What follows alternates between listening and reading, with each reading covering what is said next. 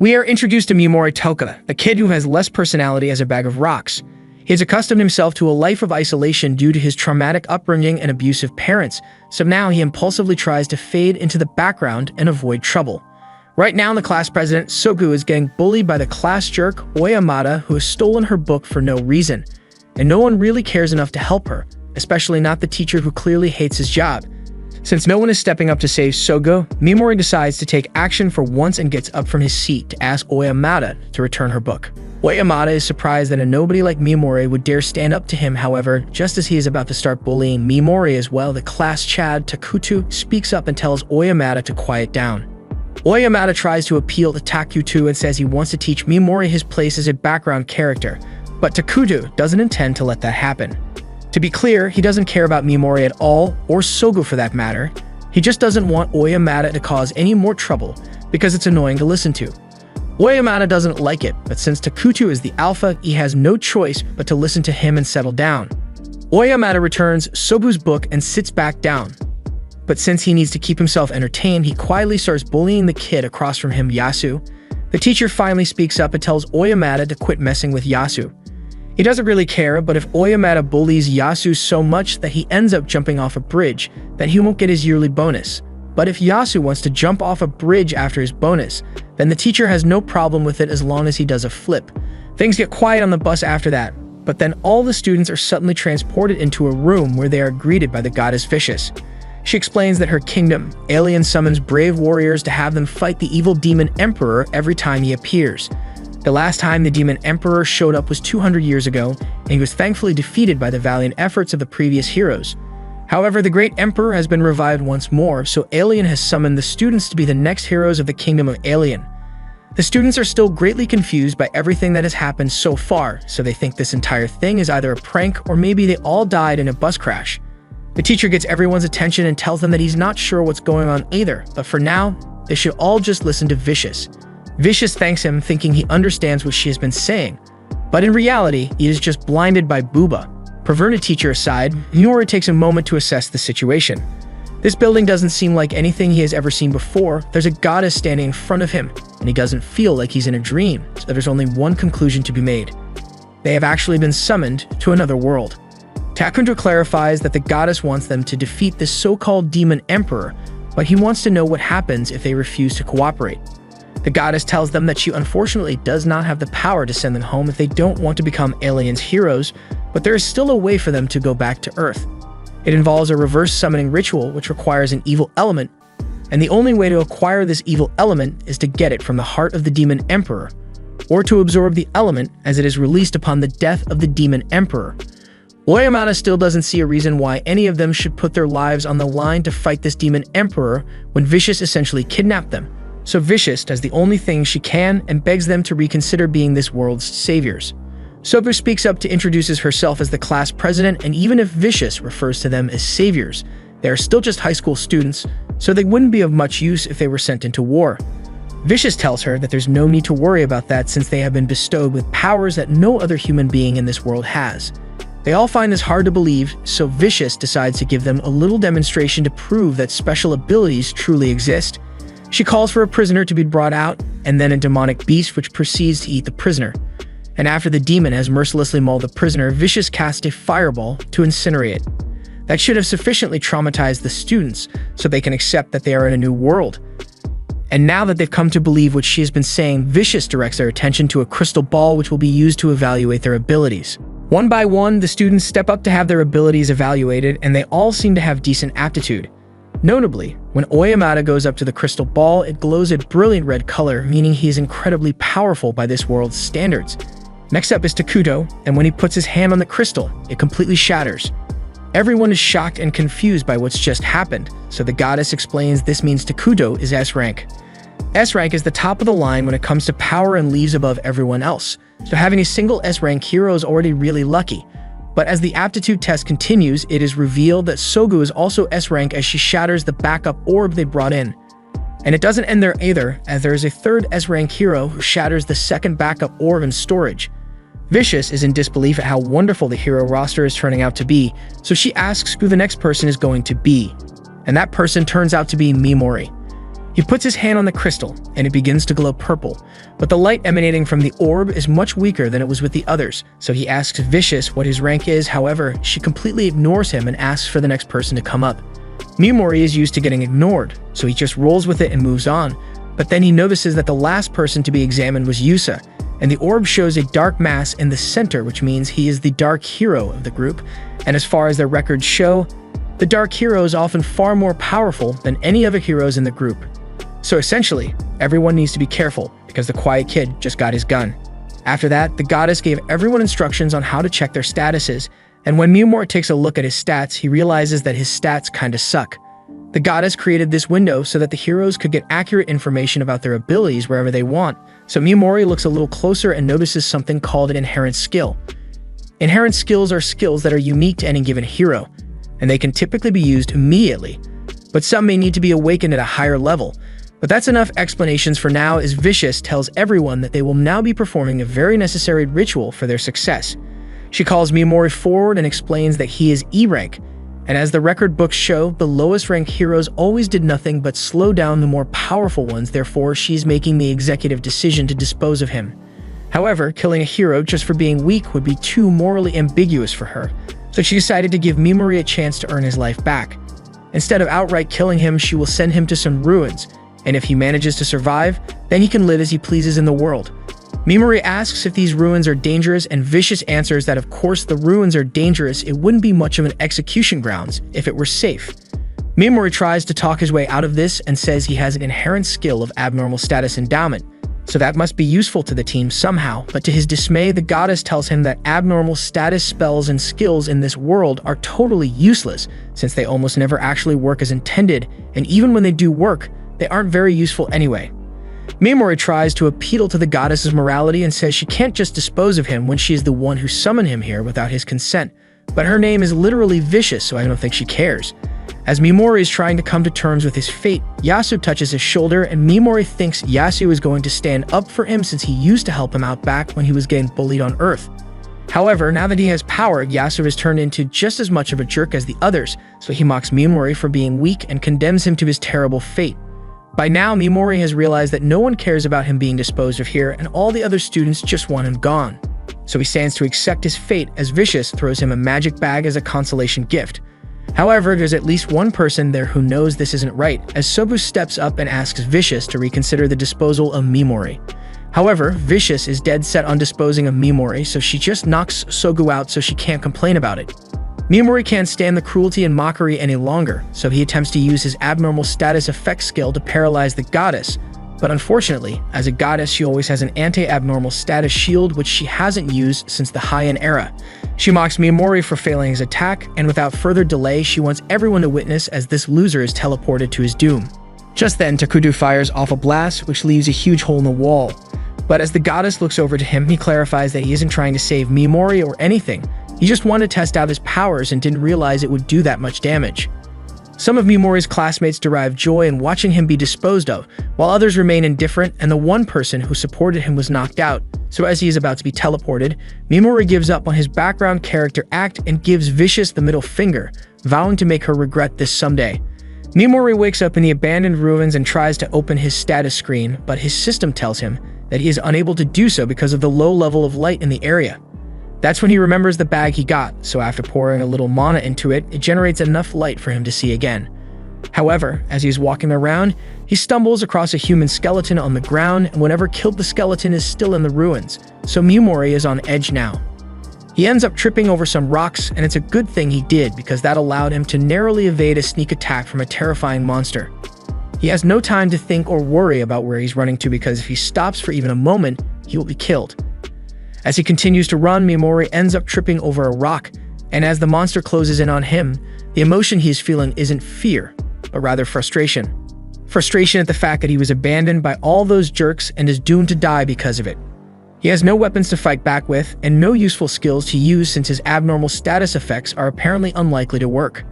However, that doesn't mean he's not going to try and use whatever he can to survive, so Miyamori casts Paralyze on the monster, and to his astonishment, it actually works.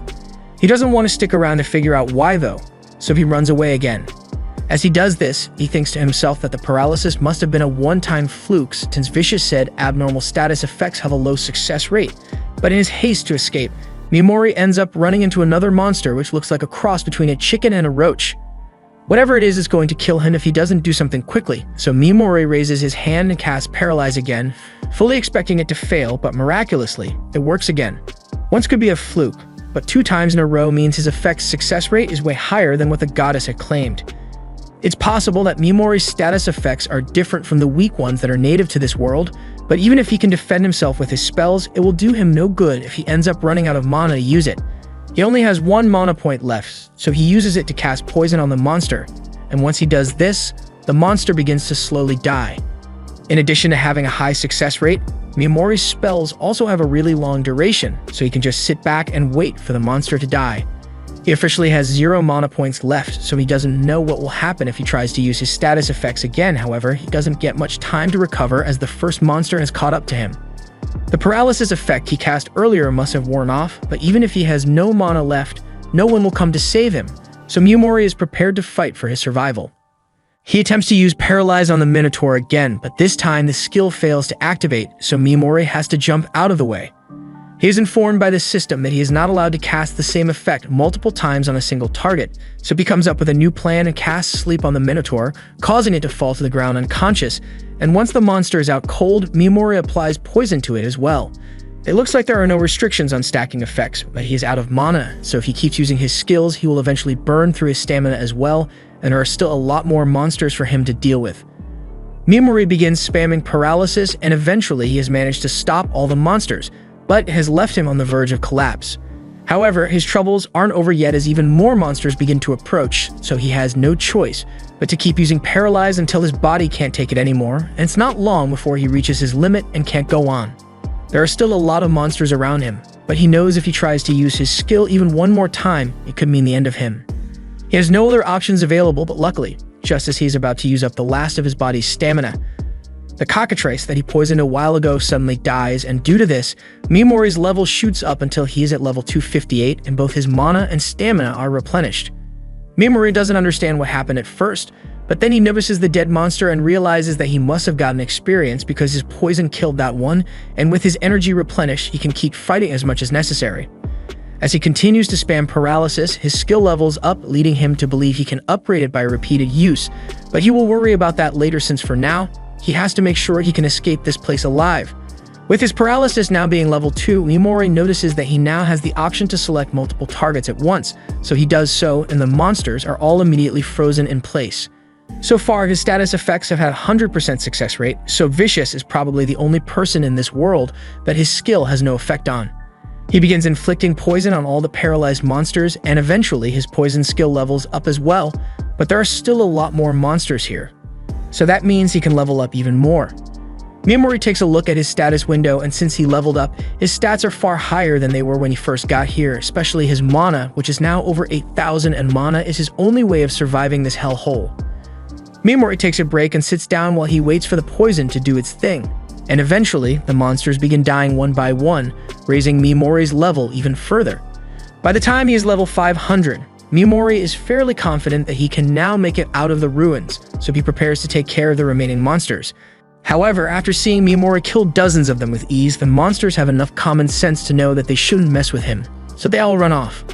Now that the area is safe, Miyamori sifts through the piles of rotting bones in order to find any loot that he could use, and after getting his hands on a cloak and a blade, he sets off to escape the ruins. As he looks for the exit, he comes across many different monsters, but he has realized that he faces another problem. He has no food, so he's going to starve soon if he doesn't get something to eat. He is so desperate that he is even willing to eat monster meat, so after retracing his steps, he returns to the monster corpses and reluctantly begins carving into them to eat what he can. However, as the eyeball pops out and Miyamori tries to eat it, he realizes that the monster's entire body has acid in it, so he won't be able to eat it after all. With no source of food, Miyamori believes he will starve to death before he ever makes it out of here. He has no energy left in his body, but then he notices the color of his magic bag changing, and since that's the only source of light he has, he frantically rushes over to supply it with more mana. However, as he does so, he feels something appear inside the bag, and to his delight, he finds a bag of beef jerky and a bottle of soda. He excitedly begins eating, and while this means his hunger problem is solved for now, he doesn't know for sure if he will be able to get the bag to produce food again. As days continue to pass inside the ruins, Miyamori has gotten used to committing mass monster genocide with his skills, but he is worried that he might be losing his humanity because of this. Back on Earth after suffering abuse at the hands of his stepfather, Miyamori was on the verge of having his murderous villain arc right then and there, but before he could lose his sense of humanity, he was rescued by his aunt and uncle who took him in and gave him a sense of normalcy. He learned empathy from them, and he thought he had become a normal person like them, but right now, as he is staring at the mountain of corpses beneath his feet, he feels nothing at all. There's no going back to how he was before, so Miyamori just accepts that he's a psychopath now and moves on. As he goes, he comes across another section of the ruins with a floating eyeball monster, but Miyamori just takes it out with his poison. As he moves forward, he comes across a door with a magic lock, and upon opening it, he finds a small room with 2 skeletons inside. He assumes they must have been people that were disposed of by Vicious as well, but they weren't fortunate enough to make it out alive. He searches through their things and finds a pouch full of gems, so while he feels bad about stealing from the dead, the gems could be valuable and he could use them once he gets out of here, so he no longer feels bad about it. He goes through the other rooms nearby as well, and eventually he comes across one that takes a large amount of mana to open. But once he finally unlocks it, he finds a skeleton sitting with a note next to it. The note says that the skeleton was once a man known as Anglin the Great Sage, and he was the former hero of darkness. The same one Vicious had mentioned was the strongest of them all. According to Anglin's note, Vicious sent him here by force after she no longer has a need for him as a hero, and while he was powerful enough to make it this far, he clearly couldn't escape, so he left a message to help the next person who could manage to make it this far. Vicious may have said the Demon Lord was evil, but she is just as bad in Miyamori's eye. Although we can't say he is much better than her either, since his only goal is to get revenge on her, and he doesn't care if he has to destroy the world to do it. As he is looting Anglin's corpse, he comes across a book of forbidden arts, and it is full of information about recipes for medicine and magic tool instructions that could prove to be useful later, so he decides to keep it. He also finds a scroll of forbidden magic, but he doesn't understand what it says. However, if a great sage like Anglin went through all the trouble of keeping it hidden with him up until his final moments, then it must be really powerful, and it may even be strong enough for Miyamori to eventually defeat the goddess if he is ever able to decipher it. Miyamori is just about ready to leave, but before he goes, he steals Anglin's cloak because it's cooler than his old one, and takes a look at Anglin's book again. But this time he sees a bloody warning telling him to beware of the Soul Eater. And the ominous warning has Miyamori wondering if the Soul Eater is the one who killed Anglin. Miyamori continues making his way through the ruins until he comes across a door that he thinks will lead to the surface. However, if this is truly the final door, then that must mean the Soul Eater Anglin was talking about is here as well. Miyamori remains cautious of his surroundings and takes a look at his stats to make sure he is prepared for this. He did all he could to ensure he leveled up as much as possible before he got here, so he can only hope that his skills are enough to defeat it. Miyamori eventually finds a creepy face, and he is certain that this must be the Soul Eater, so he immediately attempted to use Paralyze on it. But the second he steps out of cover, the Soul Eater fires a laser into his hand. This is the first time anything has managed to stop him from using his skill, and Miyamori has to kill it since the only way out is to use the gem on its forehead. To activate his skill, he needs to say it out loud and be within a certain distance, but none of that matters if the Soul Eater can attack him before he finishes casting the spell. While Miyamori is still thinking about what to do, the Soul Eater breaks out of the wall to go after him, so he really has no choice but to fight now. Meanwhile, outside the ruins, a girl is trying to escape from her pursuers and decides to hide nearby, not knowing that a fierce battle is taking place inside. As the Soul Eater slowly approaches Miyamori, he wonders why it hasn't fired its lasers at him yet, but he soon finds out why as the Soul Eater spits up some purple gunk, which takes the form of humans. These are the souls of the people the Soul Eater has killed, and they are being forced to attack Miyamori, so if he is forced to paralyze them, however, he can't bring himself to use poison because they are still human, even if they become gross globs of paste. The Soul Eater enjoys watching as Miyamori struggles because he can't attack the souls for moral reasons, and he can't attack the Soul Eater either because it would react too fast. Miyamori begins breaking down and crying a lot because he says he doesn't want to hurt other people, and he's losing aura by the minute with his constant crying. But as the Soul Eater is reveling in Miyamori's tears, he reveals that it was all an act as he paralyzes the Soul Eater. He knew he could never land a successful paralyze on the Soul Eater unless he managed to get it to lower its guard, so he pretended to be in the middle of a mental crisis just so the Soul Eater wouldn't suspect anything. And now that the Soul Eater is paralyzed, Mimori doesn't really care what happens to the souls if he kills the Soul Eater, and even though he spent so much time trying to become a harmless, law-abiding citizen, all he cares about are facts. Those soul puppets were trying to kill him, so they could be babies for all he cares. He's still going to poison them anyway. The Soul Eater struggles to move out of frustration that it lost to Mimori, and this lets Mimori know that powerful monsters can try to overcome his paralysis, but it does additional damage to their bodies. That's interesting and all, but he doesn't want to waste any more time here, so he casts poison on the Soul Eater and destroys it once and for all. Upon doing so, the souls that the Soul Eater consumed are released, and they all appear in front of Mimori to thank him for freeing them. They've been rooting for him as he tried to survive the ruins, and none of them really mind the fact that he looted their bodies either. Mimori is then approached by Anglin, and he has only one thing to say. He wants Mimori to take down the goddess and avenge them all. The souls of the dead pass on after that, and while Mimori normally wouldn't accept a request without some sort of compensation, he was already planning on taking her down anyway. And now that the final monster has been defeated, Mimori can open the door and begin his quest for revenge on the surface.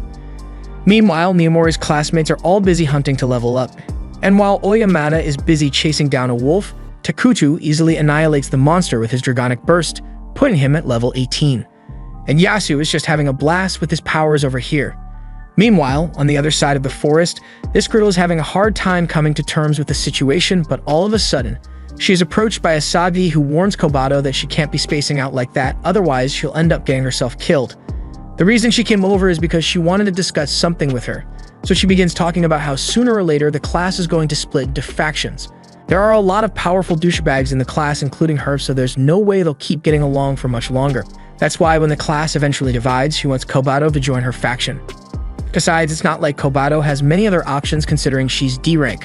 There's no way she'll be accepted into Takuto's S rank group while being D rank. The Takao sisters only ever team up with each other, and Supu's probably going to end up dead before long. Kobato was shocked to hear that, but Asagi continues by saying Kobato needs to think long and hard about her future since she may end up with nowhere to go. And while Asagi probably won't need her help much since she's B rank, she happens to be an Oppai enthusiast, and she's particularly fond of Kobato for that reason. Now that Kobato is on board with joining the group, Asagi calls for the other girls to bring over the monster they captured. She knows Kobato hasn't been able to complete the assignment the goddess gave them, so she prepared things to make it easier for her. Now all she needs to do is kill the defenseless monster, and Asagi urges her to do it unless she wants to end up getting disposed of like Mimori. Kobato doesn't want to do it, but she knows she has no choice, so she sucks up her morals and slays the monster. Asagi praises Kobato for doing a good job and says she is officially part of the group, but Kobato is still struggling to accept what she just did. Elsewhere, Sogo has just woken up from her coma, and the pain in her stomach reminds her of what must have happened to Mimori after the goddess gut punched her, and she feels really guilty for not being able to stop it. Sogo goes on to complain to Vicious, and Vicious is really trying to play the part of a caring goddess with all the fake tears, but she says the disposal of the weak is the policy of the Alien Kingdom, so there's nothing she can do about it. Vicious also informs Sogo that she doesn't have much time to wallow in sadness over it either, since while she was knocked out, her classmates headed out to the forest to see if they were able to kill monsters or not, and many of them ended up failing the requirements of the test, thus were disposed of. Sogo asks if Vicious intends to kill off any heroes who she deems to be weak, but Vicious claims it's Allian's policy, so it's not her fault even though she's a literal goddess. Sogo sees how things are going, so she wants to make it clear to Vicious that she doesn't approve of how things are being handled. Vicious doesn't see what the problem is since it's common sense that all the worthless people should be disposed of, so Sogo asks Vicious if she's a valuable hero since she is S-class. Vicious answers that Sogo is indeed very valuable, so Sogo proposes a deal. She will go above and beyond as an S-rank hero to make up for the weaknesses of the people who failed, so she asks that Vicious stop the disposal plan.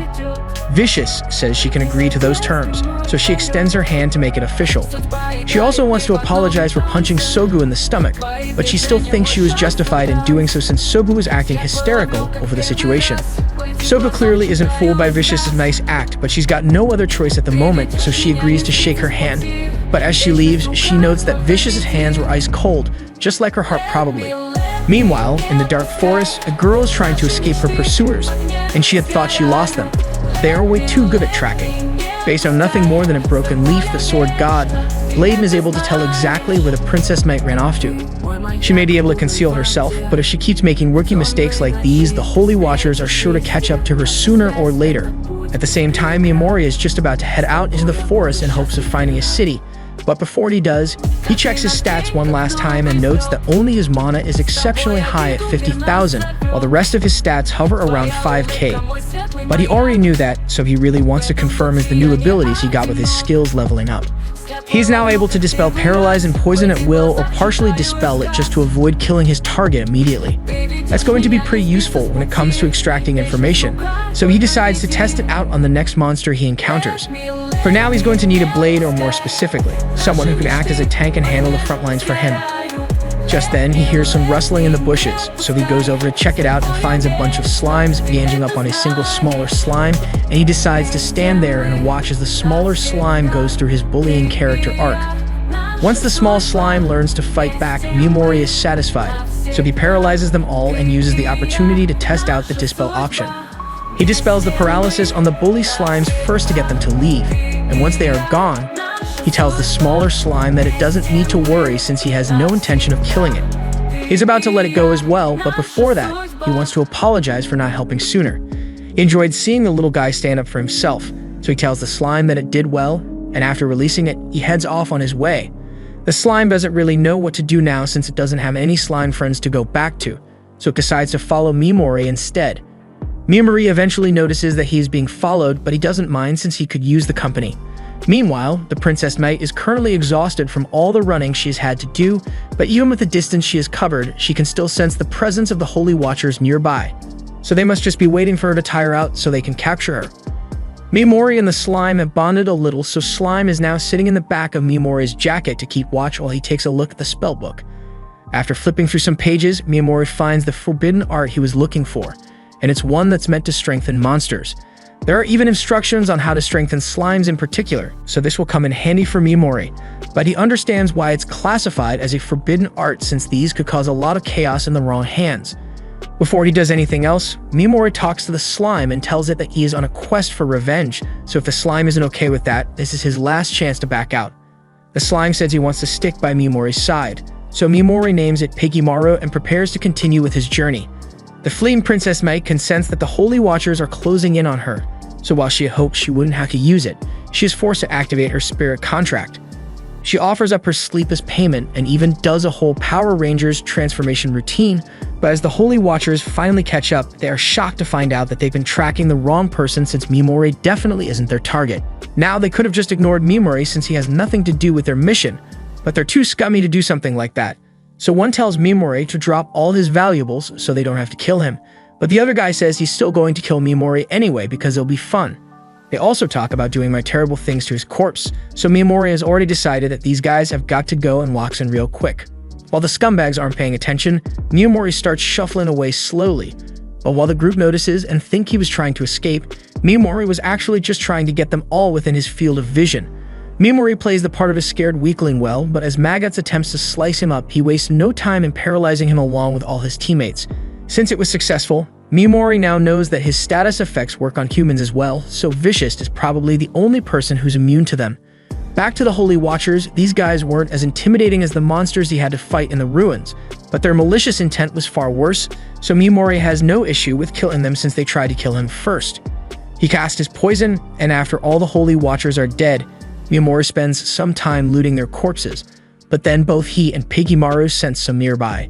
Meanwhile, the Princess Mite has been standing in battle position for a while now, and she just noticed that she can no longer feel the presence of the Holy Watchers in the forest, but she thinks it must be some kind of trap to get her to lower her guard. However, just then she senses someone else in the forest and it's freaking her out. This guy's presence isn't immensely powerful, but for some reason, the spirits are scared of him. Just then, she hears something behind her, so she attacks. However, it turns out to be Piggymaru, who was acting as a distraction for Miyamori. And with the girl's back turned, Miyamori paralyzes her. He sensed her intent to attack, but it wasn't out of malice, so Miyamori grew curious and thought they could chat for a bit, although he doesn't let her move as a precaution. She asks him what he wants from her, so Miyamori explains that he's not from around here and needs help learning about the area, so he was hoping she could make herself useful. Before that, she asks about the other 4 guys that were in the forest, so Miyamori tells her that he killed them. The girl is shocked, so Miyamori asks if it's a problem that he killed them, but she says she is just surprised that Miyamori was able to defeat the Holy Watchers on his own. She can sense that Miyamori isn't lying to her, probably thanks to one of her abilities, so she agrees to answer any questions Mimori may have for her in return for saving her life from the Holy Watchers.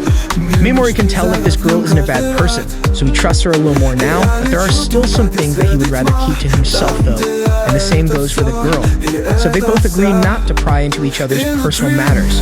As the timer for paralysis counts down, Mimori asks a lot of questions and learns that this place isn't even Alien. He is currently in a place called the Kingdom of Yuzor, so the goddess disposed of him in someone else's kingdom. Mimori still has one last question for the girl, so he pulls out a page from the Forbidden Arts book and asks the girl if she understands it. The girl is able to recognize that it is some sort of ancient script, but that was as much as she could say since she wasn't able to read it either. However, she says she may know of someone who can understand that writing, so she tells Mimori about the Witch of Taboos. She possessed such vast knowledge of forbidden techniques that she was deemed too dangerous and was driven from her homeland. Mimori asks where he should go if he wants to find her, so the girl instructs him to go to the land of the golden-eyed monsters, but it's a treacherous part of the continent. Mimori thanks her for the valuable information, but the girl doesn't feel like she has done enough to repay her debts since Mimori saved her life. Mimori says she doesn't have to worry about doing any more than this, so they'll be parting ways now. The girl is fine with it as long as Mimori is satisfied, and Mimori can tell that she has a strong sense of honor and honesty, which reminds him a lot of his aunt, who was so nice that it often made him worry about her. He tells her that the paralysis will be undone in a few minutes, but he can't guarantee her safety since he will be leaving now. As Mimori leaves, he says he hopes the girl makes it to her destination safely. And as Pigimura returns, he asks if Mimori isn't going to kill her. Mimori says he wouldn't do that since he doesn't find any joy in killing, he just does it for self-defense, so there's no reason to pointlessly murder the girl. Although he can't guarantee that the girl will come after him to attack once she's free to move again, so he asks Pigimura to keep watching his back for him. This was the end of episode 3. Subscribe to not miss the next part.